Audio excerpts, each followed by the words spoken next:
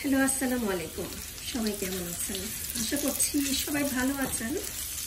আজকে আমি আপনাদের জন্য মুরগির আর একটা ভিন্ন রকমের পদ নিয়ে এলাম, রেসিপি নিয়ে এলাম।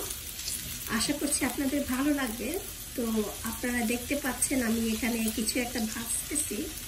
তো এটা কিন্তু আলু না, এটা আমরা যে খাই কচুরমুখী, সেই কচুরমুখী আমি রান্না করব। এই কচুরমুখীটা আমি রান্না করব মুরগি দিয়ে কচুরমুখী। তো আমার এই কচুরমুখীটা মোটামুটি ভাজা হয়ে গেছে। এখন আমি মেন রান্নায় চলে যাব, কারণ এটা কাঁচা দেব না, সেই জন্য আমি একটু ভেজে নিলাম। তো আশা করছি আপনারা সবাই ভালো আছেন, যে যেখানে আছেন। আমি ভালো আছি আলহামদুলিল্লাহ। তো আজকে আপনাদের জন্য এই যে রেসিপিটা, এখন মেন রান্নায় চলে যাব। তো যাবার আগে আপনাদেরকে বলে একটু রিকোয়েস্ট করে যাই যে যদি ভালো লাগে আমার চ্যানেলটা আপনারা লাইক দেবেন, সাবস্ক্রাইব করবেন। এখানে আমি পরিমাণ মতো কচুরমুখী নিয়েছি। কচুরমুখীগুলোকে আমি ভালো করে পরিষ্কার করে ধুয়ে নিয়েছি। এখন আমি এগুলোকে কেটে নিব।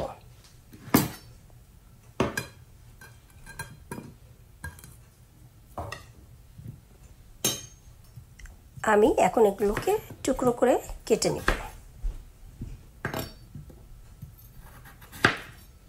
ঠিক এভাবে এখন সবগুলোকে কেটে নেব। আমার কচুরমুখীগুলো কাটা হয়ে গেছে। এখন এই কচুরমুখীর মধ্যে আমি একটু শুধু হলুদ দিলাম, আর কিছু না, কোনো লবণ মরিচ কিছু না। এগুলোকে এখন আমি ভালো করে মিশিয়ে নিয়ে তারপরে একটু ভেজে নেব। কারণ যদি ভেজে না নিই তাহলে একটু লালার মতো হবে, কারণ যেহেতু কচুরমুখী। চুলায় আমি প্যান দিয়ে দিলাম। প্যানে এখন আমি তেল দিচ্ছি।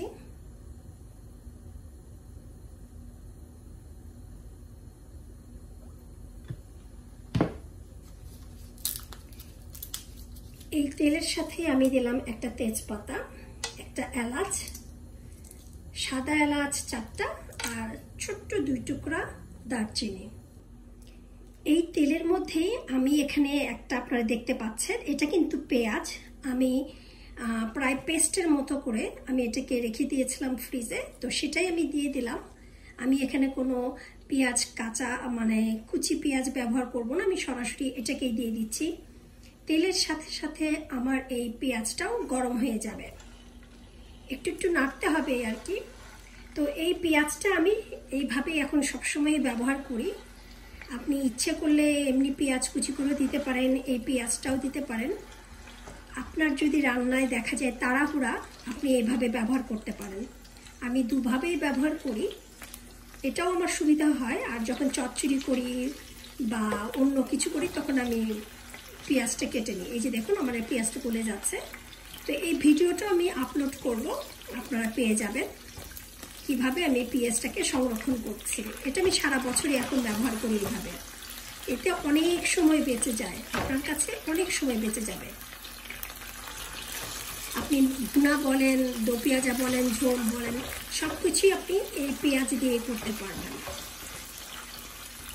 এর সাথে এখন আমি আদা রসুনটা মিশিয়ে দেব, সব মশলা আস্তে আস্তে। কারণ আমি তো পেঁয়াজ কাটা দেইনি, সেই জন্য এটাকে আমার ভাজার কোনো সময়টা লাগছে না।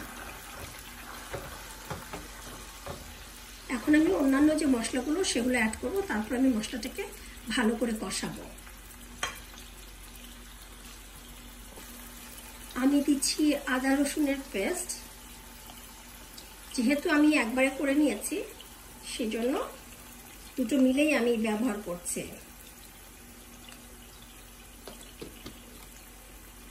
আমি এখানে আদা রসুন মিলিয়ে 1.5 টেবিল চামচ দিলাম।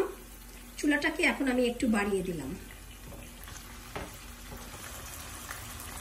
প্রথমেই আমি দিচ্ছি পরিমাণ মতো লবণ,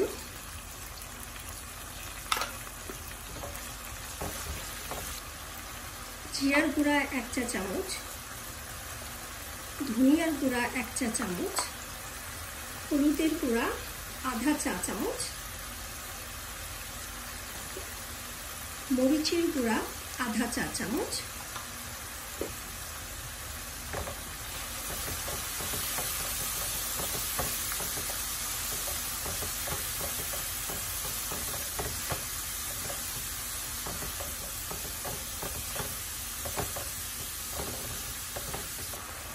আমি একটু পানি দিয়েছি।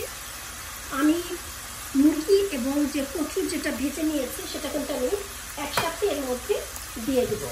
তাহলে হবে কি দুটো ভালো করে সমানভাবে সেদ্ধ হয়ে যাবে।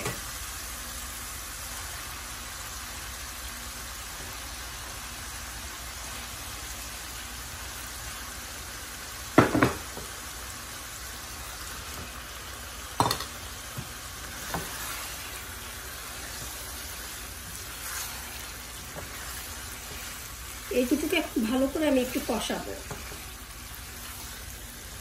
কারণ এই মুরগিটা তাড়াতাড়ি রান্না হয়ে যাবে। আর কচুটা যদি আমি পরে দিই তাহলে মুরগিটা সেদ্ধ হয়ে যাবে, কিন্তু কচুটা সেদ্ধ হবে না। সেই জন্য একসাথে দিয়ে এখন আমি এটাকে আবার ভালো করে কষাবো, তাহলে দুটোই আমার একসাথে হয়ে যাবে।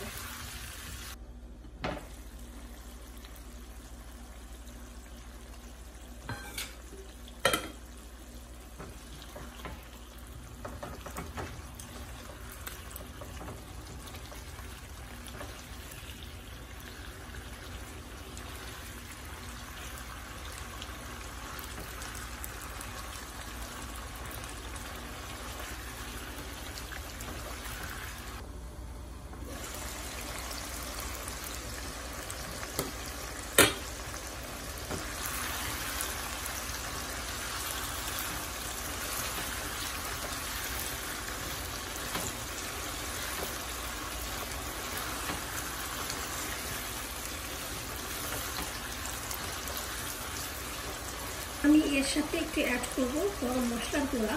এই গরম মশলাটা আমার নিজের করা, আমি নিজেই সবসময় বানিয়ে রাখি। আর আমার এই মশলাটা আমি বিরিয়ানি বলেন, রোস্ট বলেন, কারি বলেন, ভুনা বলেন, সব কিছুতেই আমি ব্যবহার করি। আর একটু কষাবো, তারপর আমি একটু ঝোল দেবো এখানে। এখন আমি এখানে একটু পানি অ্যাড করবো।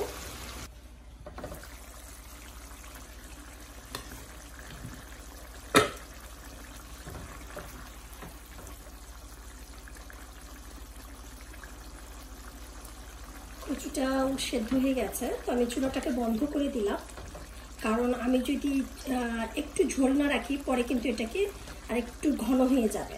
আমি চুলাটাকে বন্ধ করে দিলাম।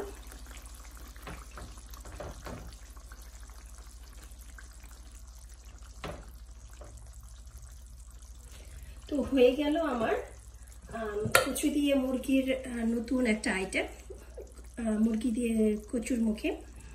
তো যদি আপনাদের ভালো লাগে অবশ্যই লাইক দেবেন, শেয়ার করবেন। আশা করব যারা নতুন দেখছেন আমার চ্যানেলটা তারা অবশ্যই সাবস্ক্রাইব করবেন। আর সাথে থাকা বেল আইকনটা আপনারা অবশ্যই অন করে রাখবেন, যে আমি যখনই যে রেসিপিটা আপলোড করব আপনাদের কাছে চলে যাবে। তো সবাই ভালো থাকবেন, সুস্থ থাকবেন। আবার আসবো নতুন আরেকটি রেসিপি নিয়ে আপনাদের জন্য। ততক্ষণ আল্লাহ হাফেজ।